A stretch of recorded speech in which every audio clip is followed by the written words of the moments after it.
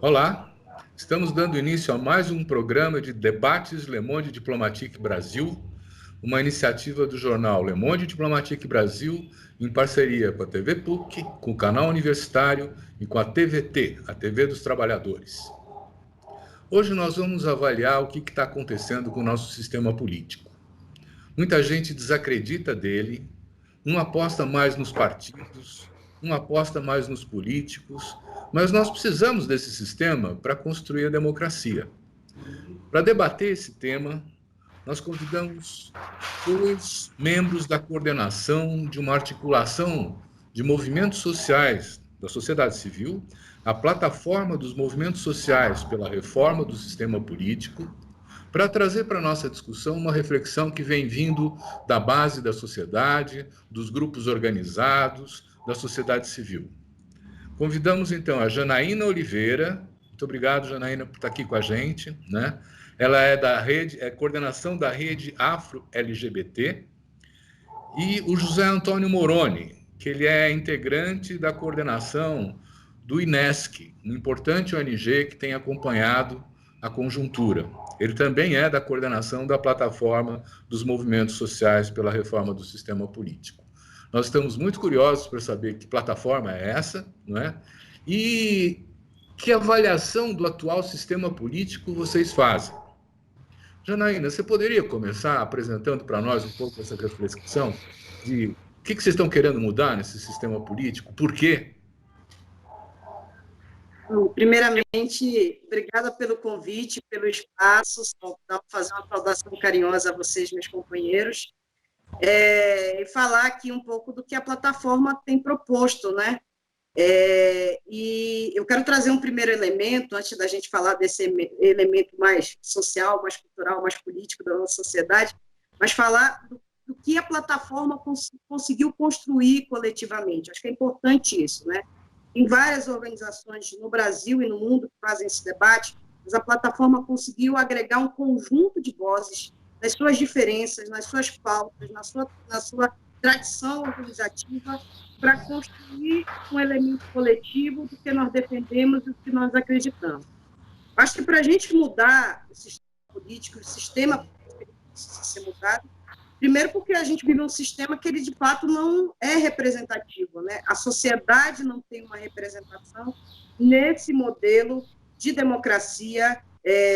A gente acaba sendo muito influenciado dentro do contexto da democracia liberal, que passa muito nessa organização de Estado, de organização legislativa, executiva, mas que a gente precisa desconstruir uma metodologia estabelecida no país que, de fato, não garante uma democracia popular, uma participação concreta do povo. Então, quando a gente fala de participação, a gente incidir dentro desse modelo de estrutura, de organização social que permita que a voz da população seja, de fato, ouvida.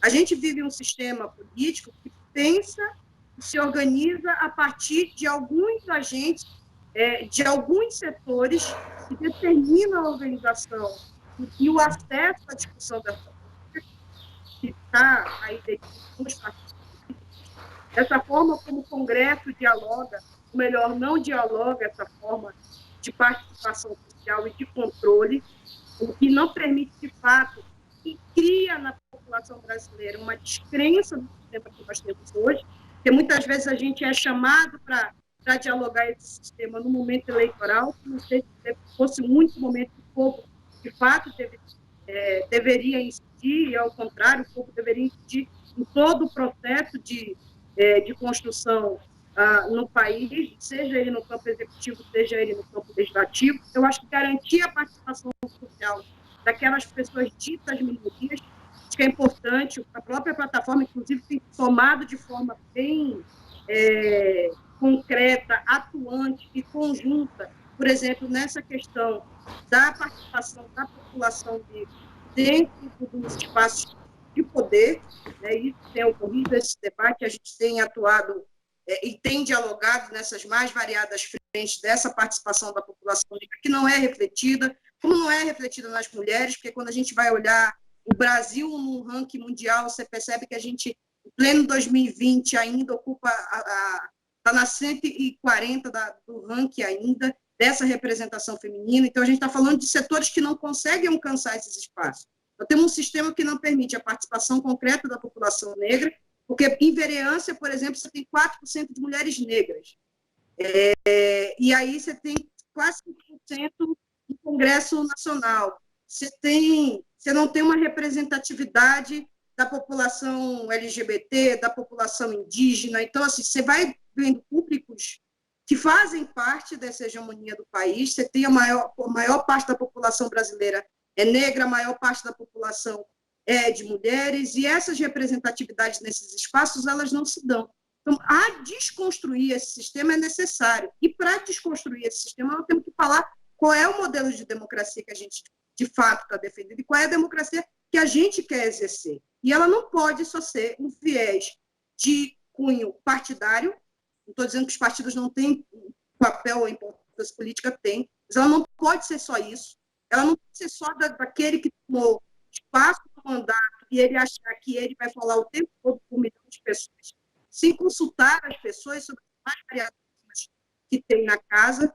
E a gente não pode achar que a gente vai promover a mudança estrutural no país se a gente não combater o sistema patriarcal, se a gente não combater o nepotismo, se a gente não combater as oligarquias, se a gente, de fato, não combater a corrupção, se a gente não mudar as estruturas de relação para garantir igualdade, diversidade, para garantir participação e controle social. Então, mudar o sistema brasileiro ele implica em mudar a forma como a gente vê a democracia nesse país. Beleza. Então, essa participação que nós queremos, ela precisa ser concretizada de fato.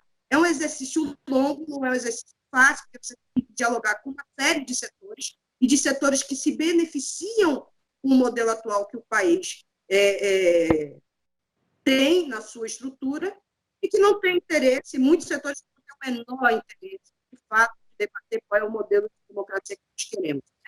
A Constituição de 88 trouxe uma série de elementos, mas se nem a Constituição, que trouxe essa série de elementos em 88, a gente hoje não consegue concretizar na sua execução, imagina a gente trazer novos elementos e dizer, olha, a gente precisa reformular. E, para reformular, precisa que o conjunto do país e dos setores tenham disposição de ouvir e reconstruir padrões de comportamento, inclusive então, vamos continuar essa conversa, né? Incluindo algumas novas questões. Eu queria agradecer primeiro essa sua intervenção inicial, que é muito boa, mas perguntar ao Moroni, desconstruir o quê, Moroni? Esse sistema político não serve? Você está sem som.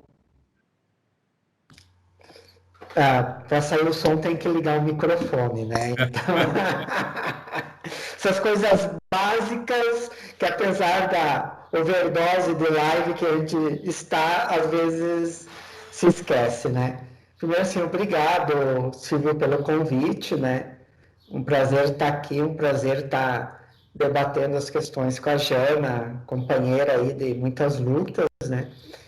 E eu acho que sim, a Jana colocou muito bem assim, o que nós, enquanto plataforma, estamos tentando construir, né? Na verdade, a gente está num processo da gente, um profundo questionamento do nosso sistema político, mas também nós queremos experimentar o que nós estamos propondo para o sistema político, nós também queremos experimentar no âmbito da plataforma, que é essa questão que a Jana coloca da diversidade, de pensar outros formatos, inclusive de reconhecimento e tal, né?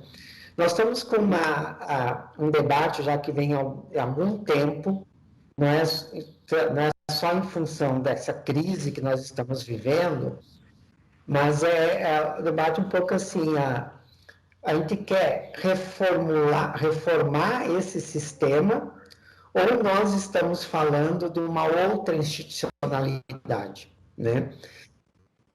E nós estamos apontando muito mais no sentido de criar novas institucionalidades do que unicamente reformar o nosso sistema político, né?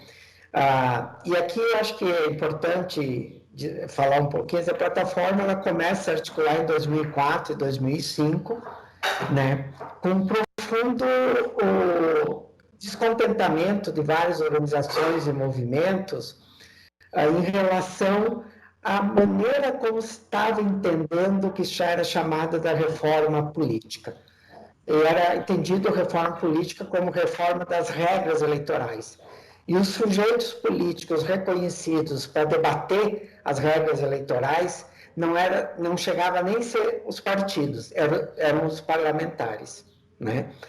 Então, a gente entrou nessa história com o conceito de reforma do sistema político, entendendo o sistema político como todos os espaços de poder, né? E numa sociedade como a nossa, estruturada nas desigualdades, e do qual a questão da desigualdade, a desigualdade racial, portanto, o racismo estrutural é um elemento fundante da nossa sociedade, portanto, do nosso sistema político, a gente analisa, então, no sentido, uma sociedade estruturada dessa forma, quem tem o poder de exercer o poder?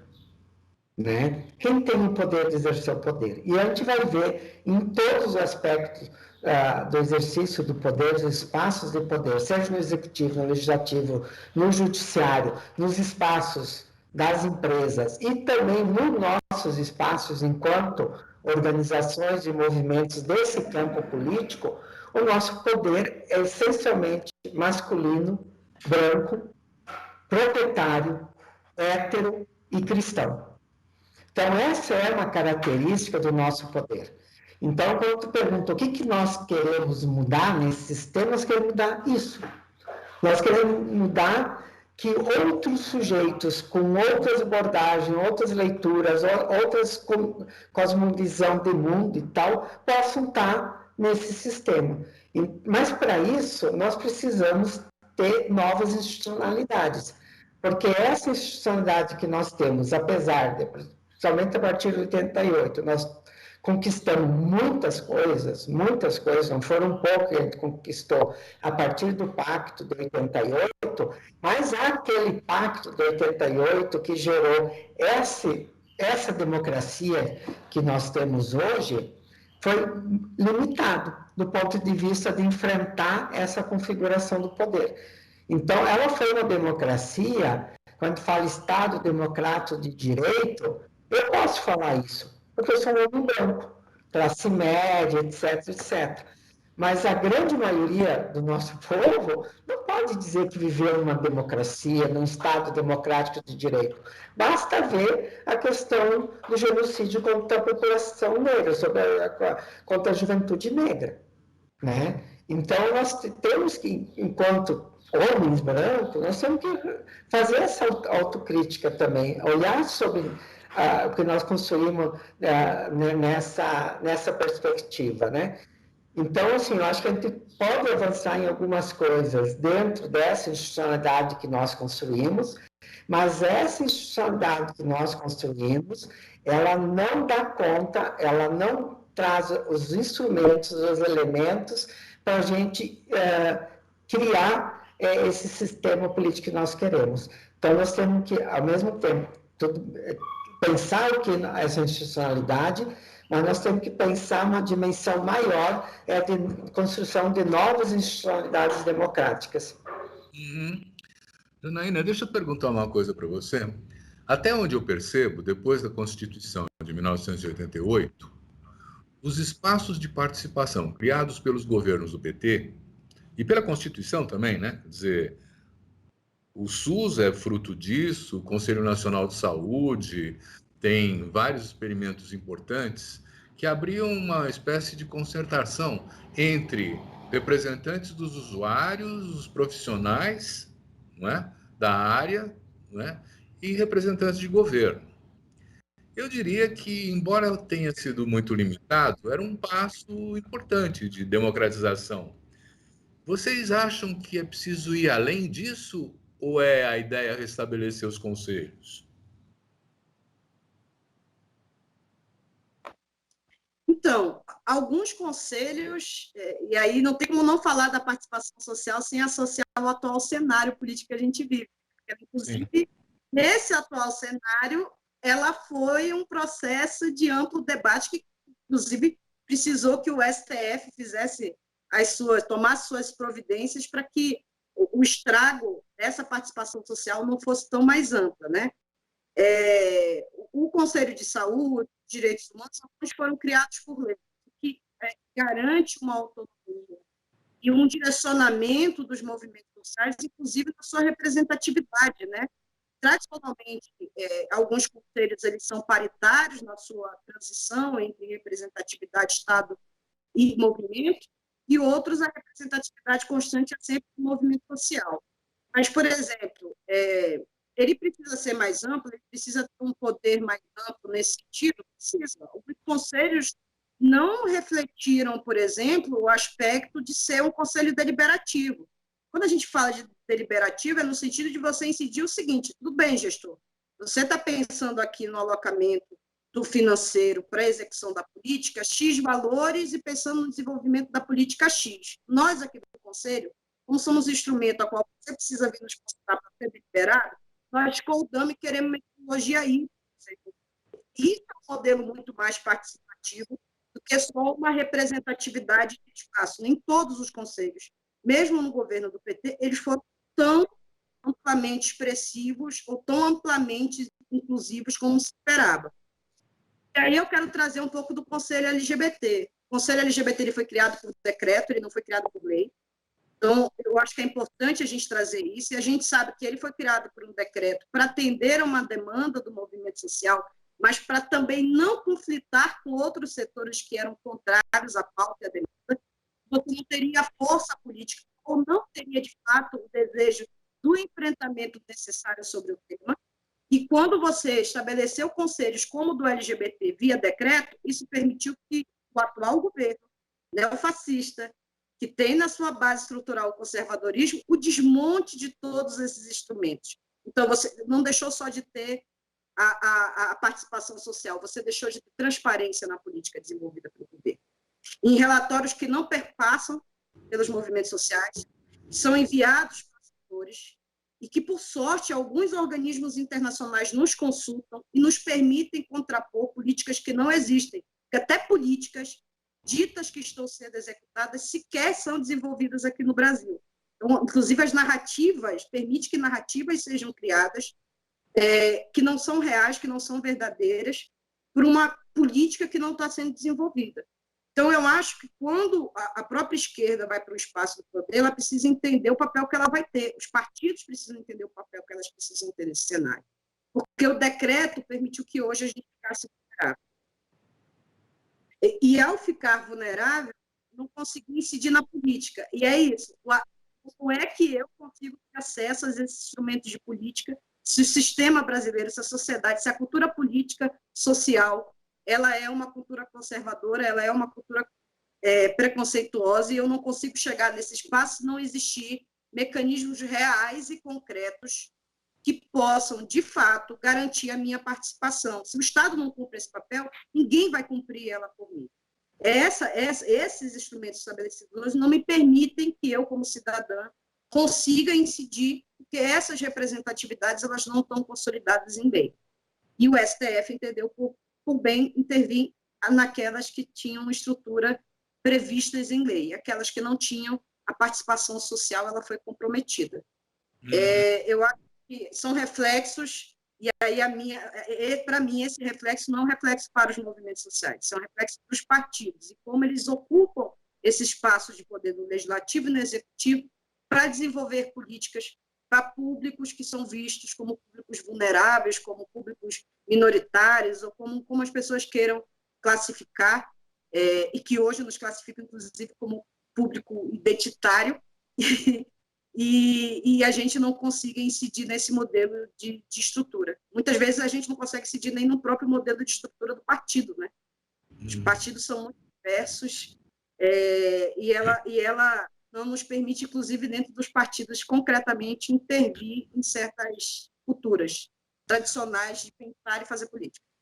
As próprias regras partidárias, né, as formas de estrutura de organização dos partidos hoje, né, elas correspondem a esse modelo de criar barreiras de acesso à política para setores que precisam aprender o seu lugar subalterno na sociedade, né? Quer dizer, eu sei dos limites disso e eu vejo alguns exemplos, assim, como essa gabinetona, esses gabinetes de mandato coletivo, que estão tentando fazer alguma coisa diferente.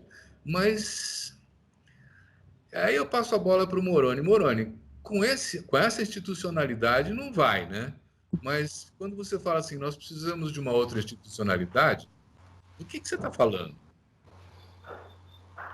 Bom, primeiro, só para.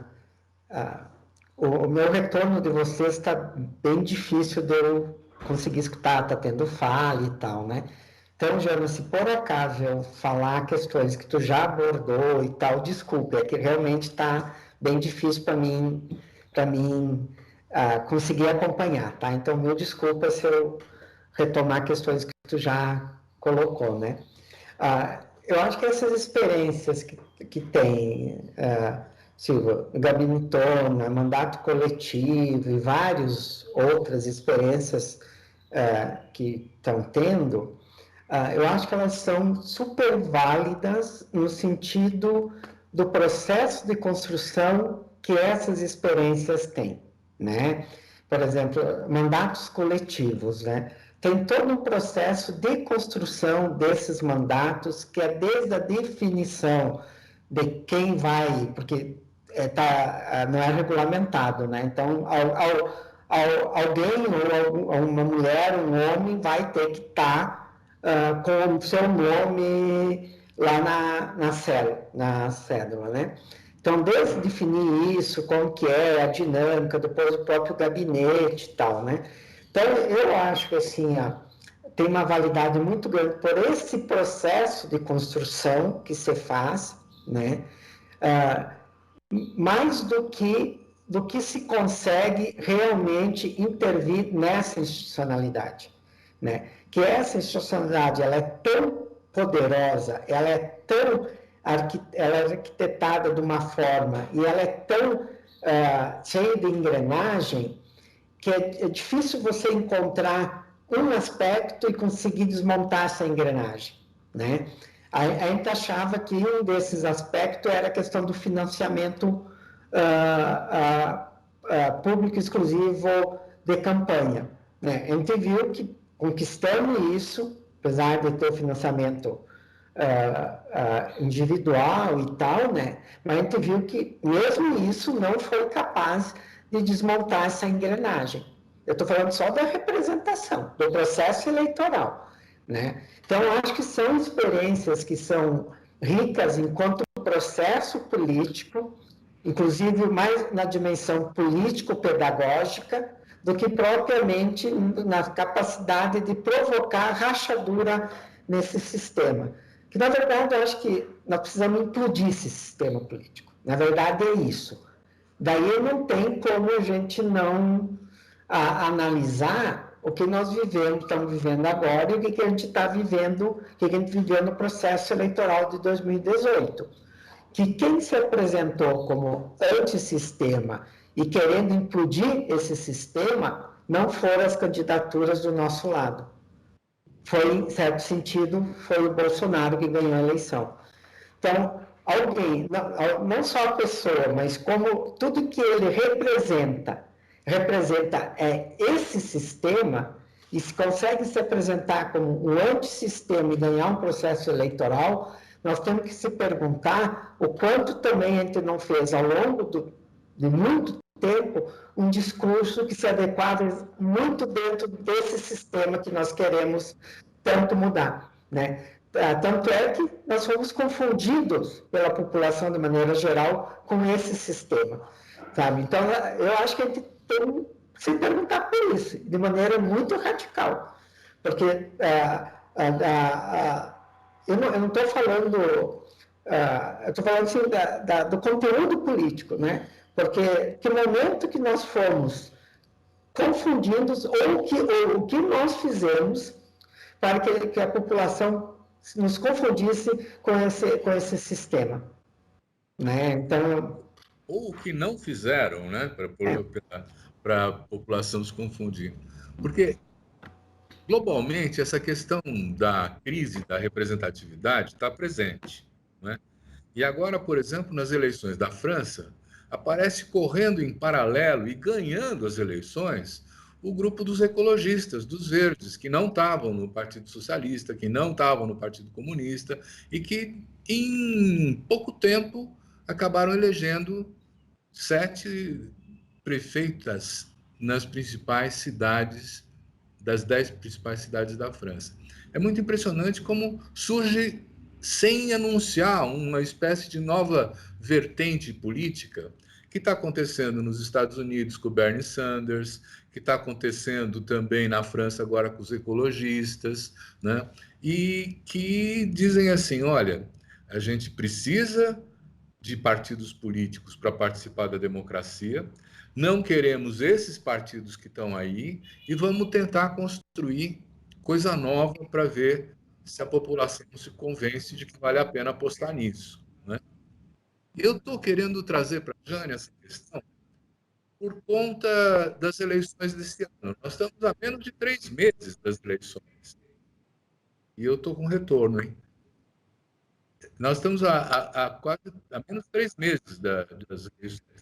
Como é que é essa visão de participação nas eleições, Jana? O que a plataforma vai fazer?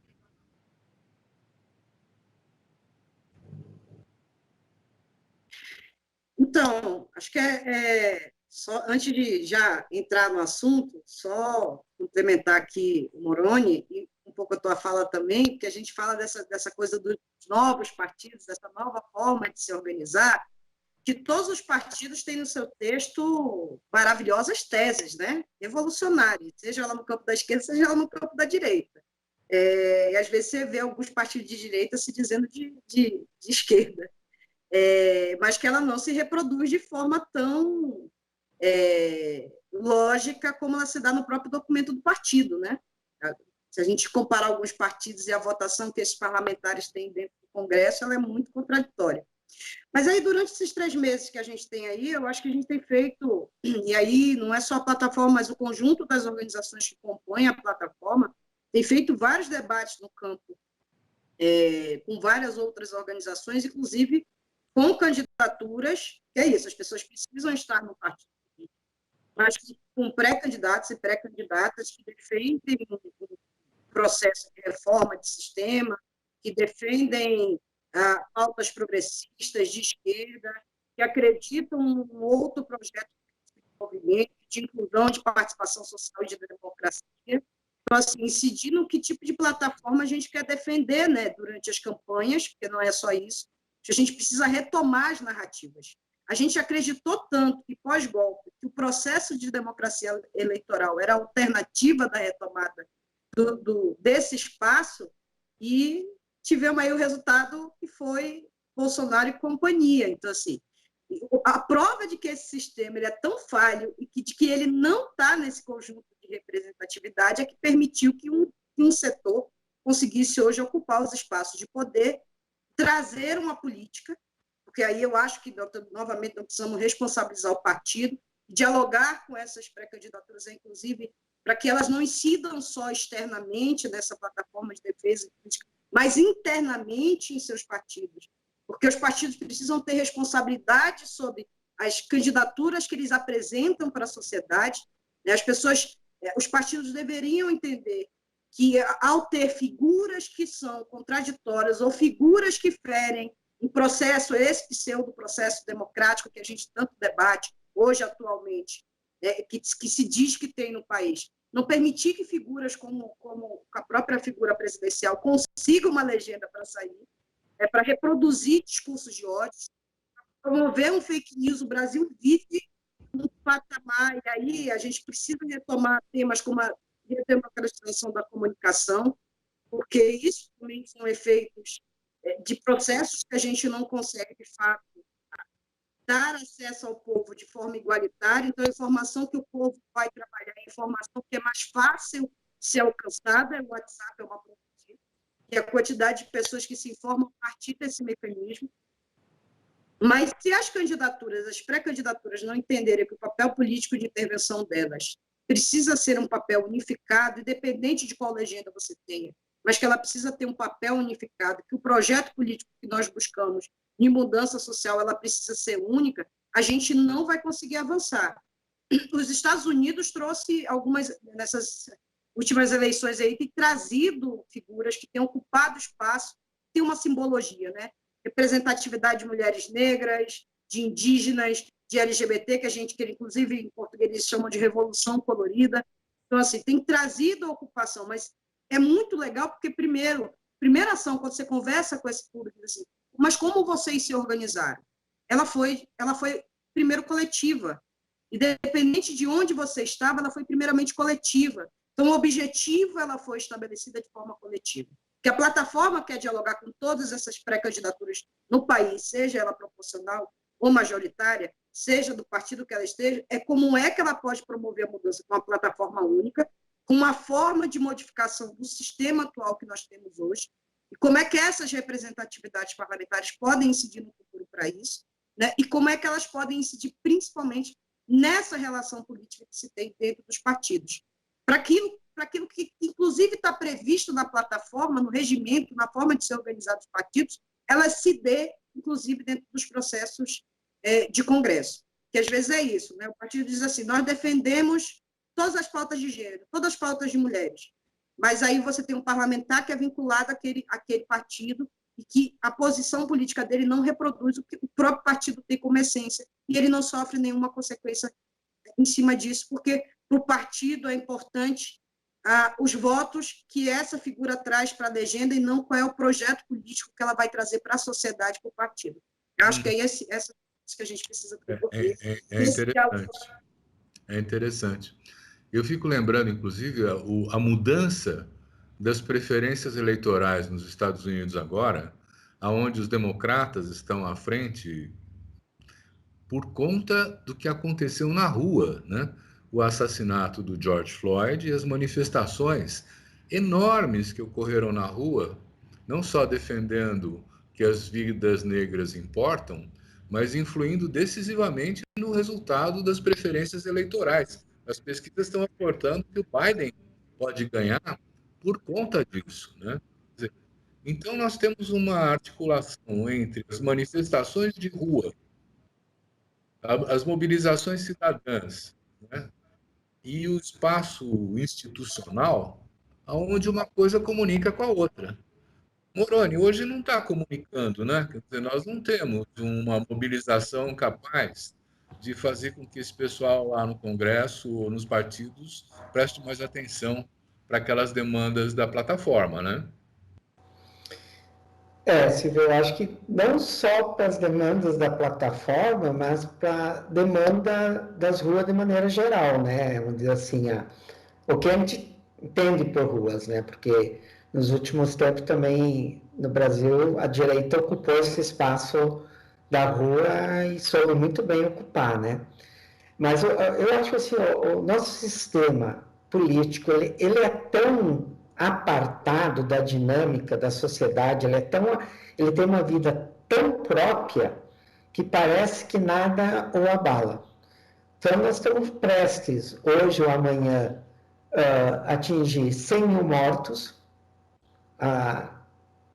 sabe, daí assim, tem uma campanha aqui, campanha não, mas tem um grupo de artistas aqui em Brasília que tem faz instalação artística que diz o seguinte, né, quem partiu é amor de alguém.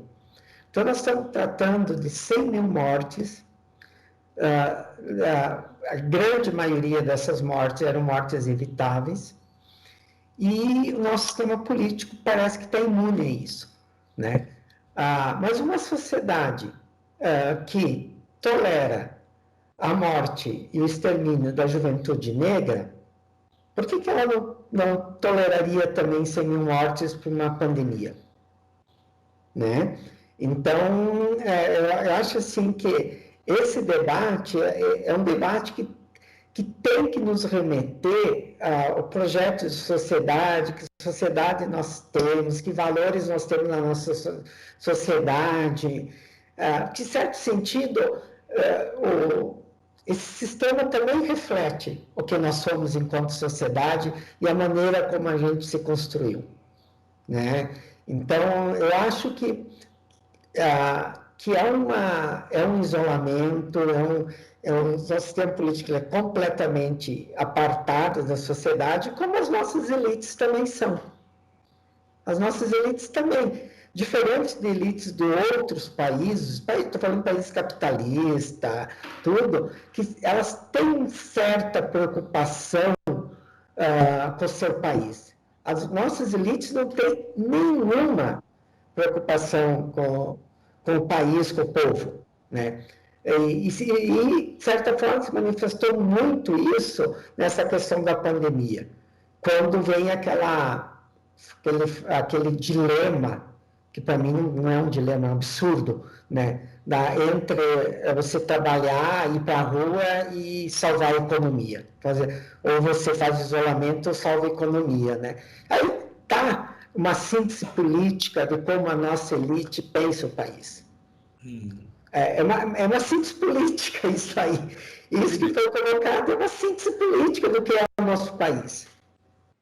Janaína, eu acho que muita gente está de acordo que nós temos um racismo, uma herança escravocrata, não é? Que, num certo sentido, faz calar metade da população brasileira, né? Impõe terror nas favelas, impõe um controle, não é? Quer dizer, a forma de como enfrentar essas questões no plano da política, como é que é?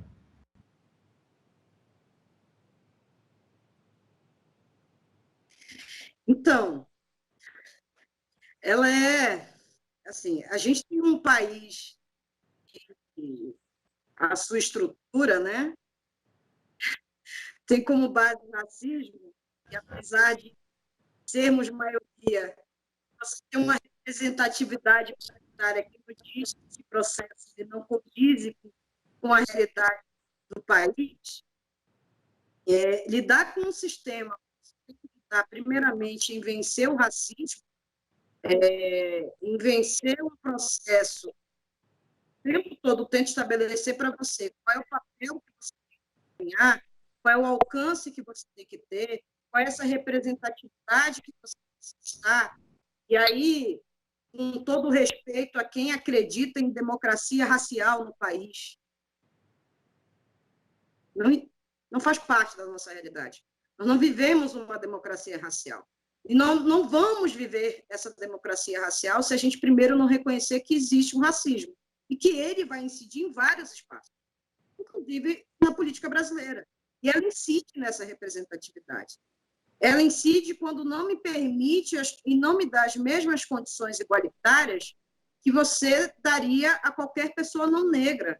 Então, as ocupações de espaço, seja ele no campo legislativo, executivo, seja ele em outras formas de ocupação de espaço de poder, como nos partidos políticos, esse retrato brasileiro não reflete essa diversidade, ela não reflete essa maioria.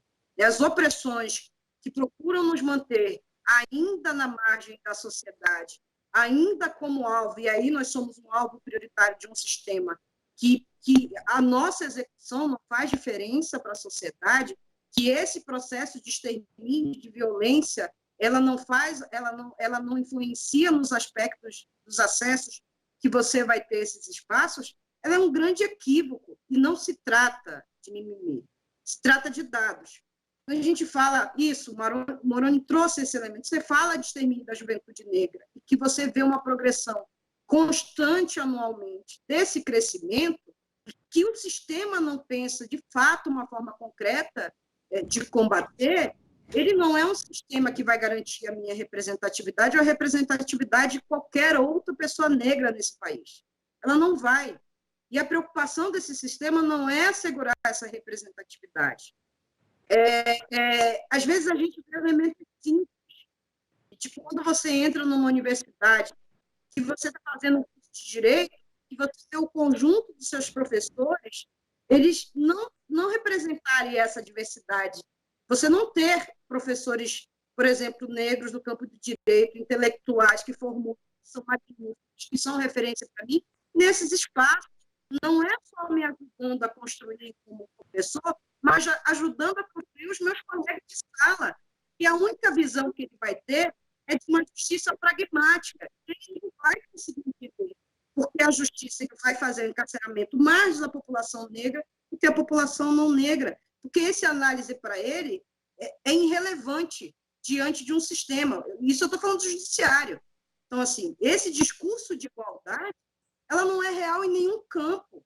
Ela não é real em nenhum campo porque a gente não consegue, primeiro, reconhecer que tem racismo. A onda do antirracismo, inclusive chegou no Brasil, ele é importante, mas eu sempre pergunto para as pessoas, não, tudo bem, chegou no Brasil, você agora, importante isso, que bom que eu escuto de você o discurso de que é uma pessoa antirracista e que faz o enfrentamento ao racismo no país. Mas como é que concretamente a gente vai materializar isso?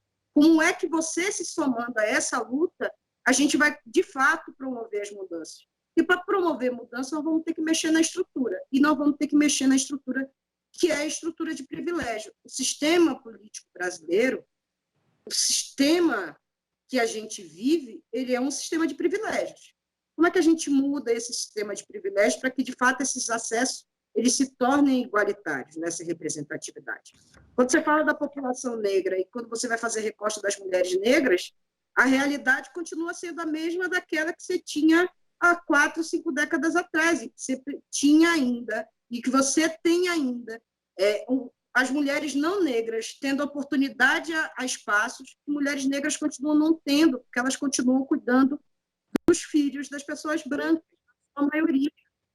Então, como é que eu vou falar de processo igualitário, como é que eu vou falar de mudança de sistema se eu não combater justamente os mesmos aspectos de sistema que permanecem oriundos na sua origem, na nossa estrutura de criação, né? Patriarcado, racismo, LGBTfobia, uma série de fatores continuam na nossa essência. Nós vamos entrar com novas gerações, e eu faço isso muito com meus sobrinhos, que ainda são muito, não tenho filhos, mas são crianças, e o tempo estou dizendo para eles que são negros, e com melanina muito mais intensa que a minha, inclusive, nesse aspecto, do que eles podem viver no futuro, e como lidar com esse futuro.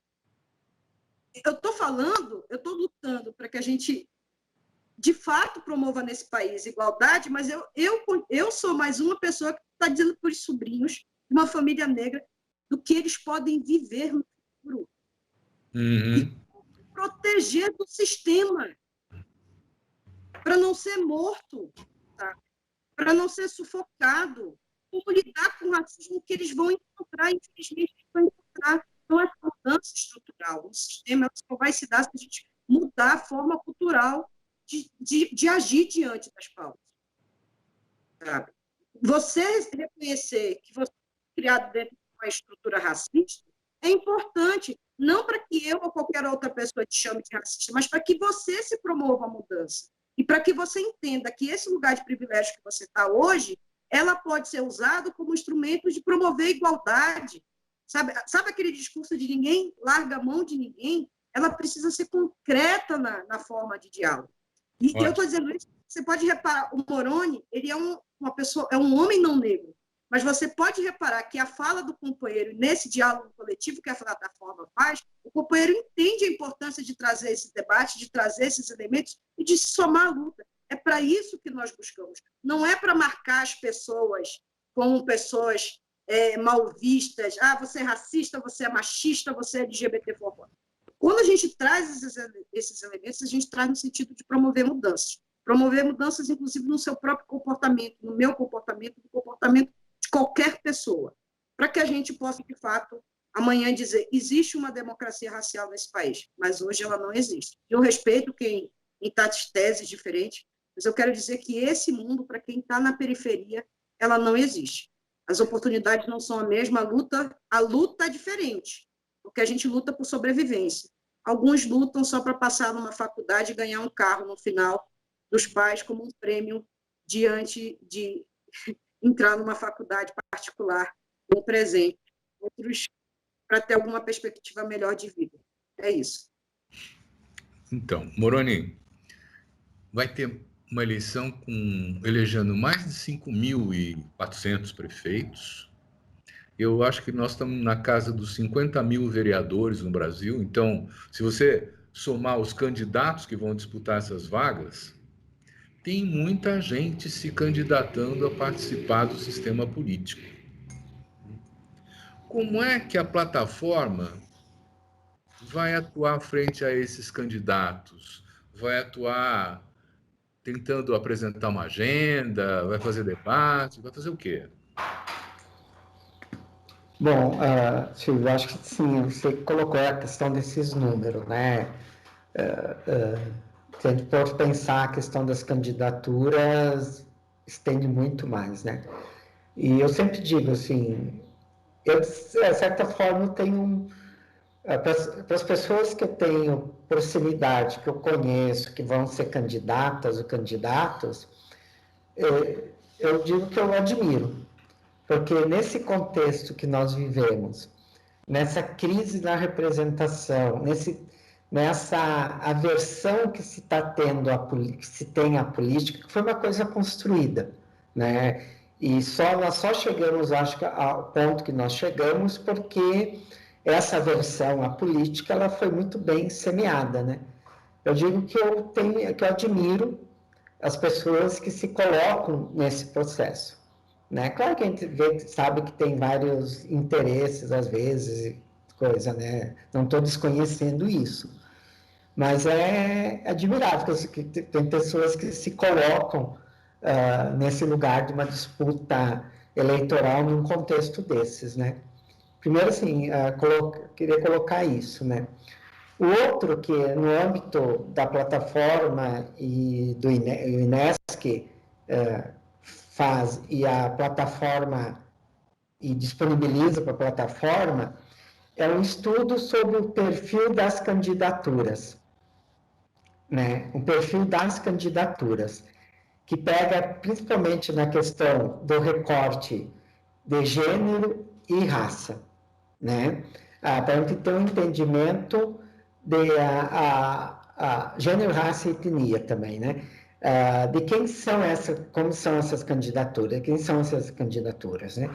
E daí, assim, eu me lembro, quando toda eleição que a gente faz esse estudo, eu lembro a batalha que foi para se ter no registro das candidaturas a questão racial, né? E essa batalha, no âmbito do legislativo, nós perdemos.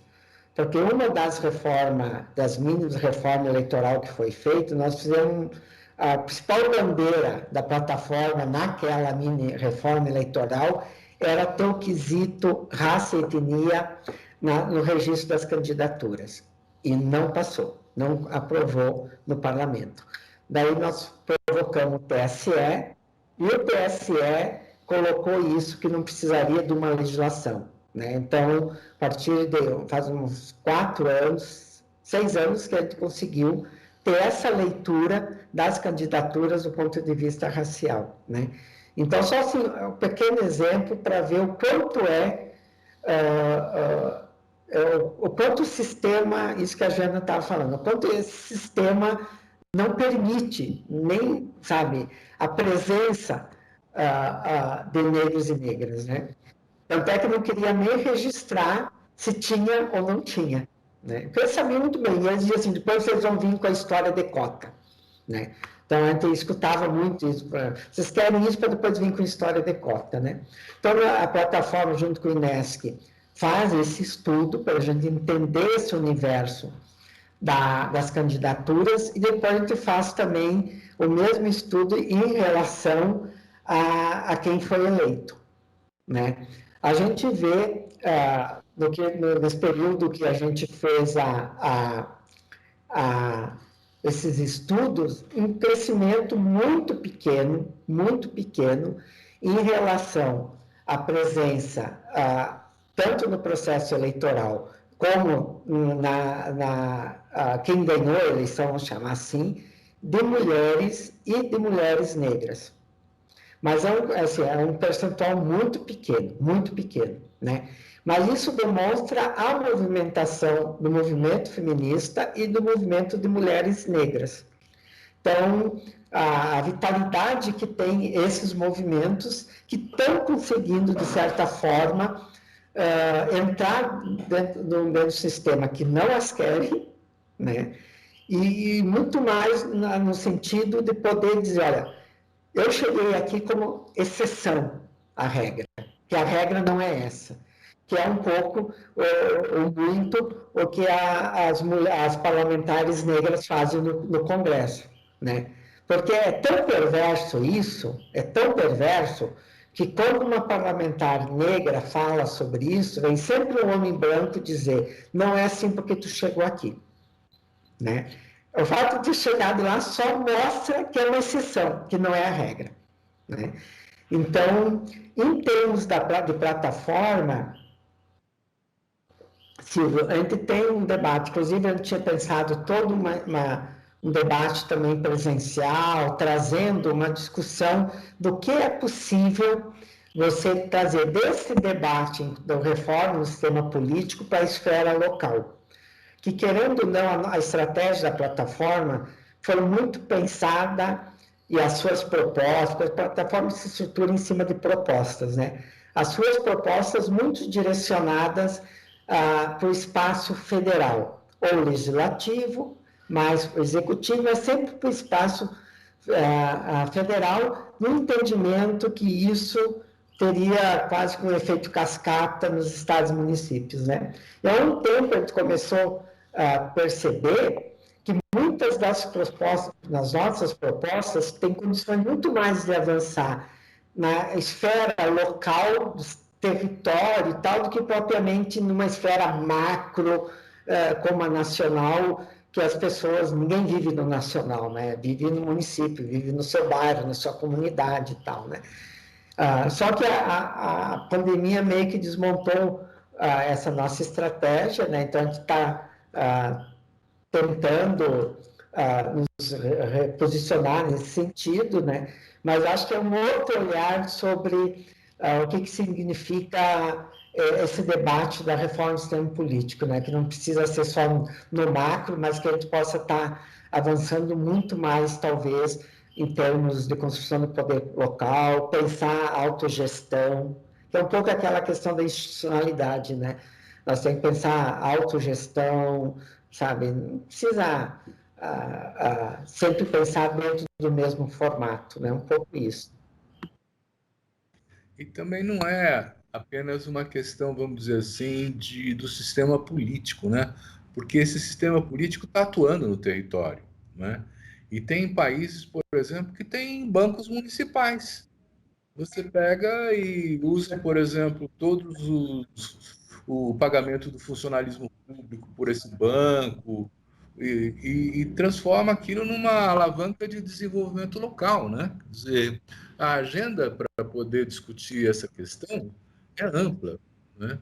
Mas, de qualquer maneira, quer dizer, a plataforma ela está fazendo uma pesquisa, ela está trazendo um resultado, mas eu ainda não tenho muita clareza, vamos dizer assim, das possibilidades de intervenção no local. É a partir dos movimentos que vocês se integram, é isso? É, Jana? Não, a nossa atuação ela é de forma que as organizações que integram a plataforma discutem esses mais variados temas e promove debate de âmbito nacional, local, regional. É bem legal porque a plataforma consegue incidir em vários campos, em várias formas de modelo. A gente tem feito... Teve um último debate que foi bem legal também, que a plataforma fez, por exemplo, de analisar a conjuntura nacional, conjuntura do país, com olhares, com pessoas que não estão organizadas no movimento social tradicional brasileiro, por exemplo. Então, ouvir pessoas que estão na ponta, que estão na periferia, que se organizam de uma outra metodologia, e vem até nós, dialoga conosco, traz o seu olhar, seu elemento, e a gente constrói baseado nesse debate coletivo. Então, você tem vários temas, desde o campo da participação dos grupos vulneráveis nesse modelo de sistema político brasileiro, análise de conjuntura, contribuição nas próprias organizações, que às vezes cada organização promove ações das suas redes e que a plataforma incide de forma coletiva também. Um exemplo disso, por exemplo, é o Conselho Nacional Popular LGBTI, que é um conselho só dos movimentos sociais, que foi um conselho criado para contrapor esse modelo atual de governo, esse governo do Bolsonaro, esse sistema com o qual ele nos trata.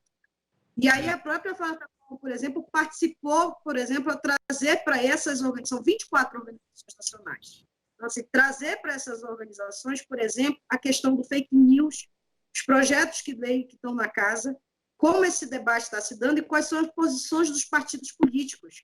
Porque essas próprias organizações do movimento social LGBT, nem todas tinham conhecimento de como se dá esse trâmite no Congresso, como é que está esse trâmite no debate dos partidos políticos, com quem a gente conta ou não conta. Então, a plataforma consegue ter uma incidência coletiva, indicar suas representações de forma diversa, que é bem legal, se as pessoas quiserem nos acompanhar, é importante, porque você vai ver uma diversidade de cultura regional, de opiniões, de composição, de linhas de atuação política. E aí, esse trabalho conjunto, ela se copila no material único, ouvindo todas essas vozes, inclusive das organizações que são parceiras, porque a gente tem aquelas que aderiram oficialmente, mas nós temos várias organizações parceiras que debatem coletivamente com a gente e que também trazem elementos de debate que é importante a plataforma trazer para contribuir nessa luta. Então, o que cabe à plataforma, e nessa organização da plataforma, ela tem sido feita de forma mais ampla possível. Nós já estamos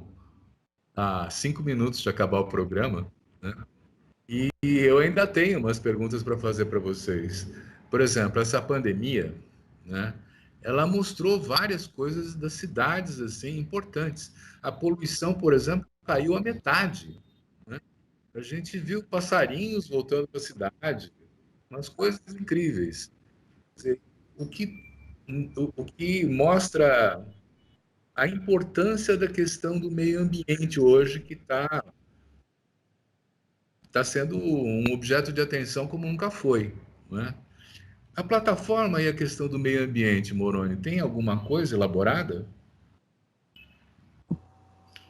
Bom, Silvio, assim, diretamente sobre a questão socioambiental, em termos de proposta, nós não temos, assim, ainda uma coisa que nós precisamos avançar, né? Como que a gente pensa a relação sistema político e a questão socioambiental. O que nós temos, nós estamos construindo um processo de construção, que a gente fala um novo eixo da plataforma, que é a questão democracia e economia. E dentro desse eixo, nós debatemos a questão do modelo de desenvolvimento e a sua relação com a questão socioambiental, né?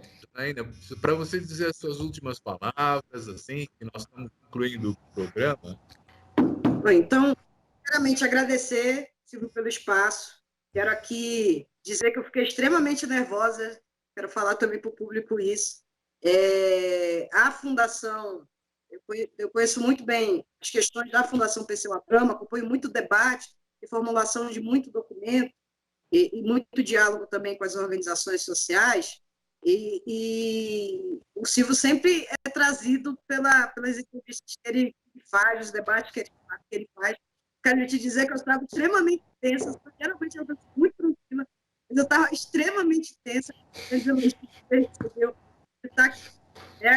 Agradecer à plataforma por eu poder estar tendo a oportunidade de representar também a plataforma nesse debate e dizer para quem quiser nos acompanhar lá no YouTube, se inscreve, gente, é importante, tá? É só escrever. Plataforma da Reforma Política. Ela é a primeira que aparece, assim. Foi uma excelente conversa, eu acho que vai ajudar os nossos telespectadores a refletirem mais sobre essa questão do sistema político e de como ele precisa mudar, né? E agradecer a você também que nos assiste, dizendo que semana que vem tem mais. Obrigado. Obrigado.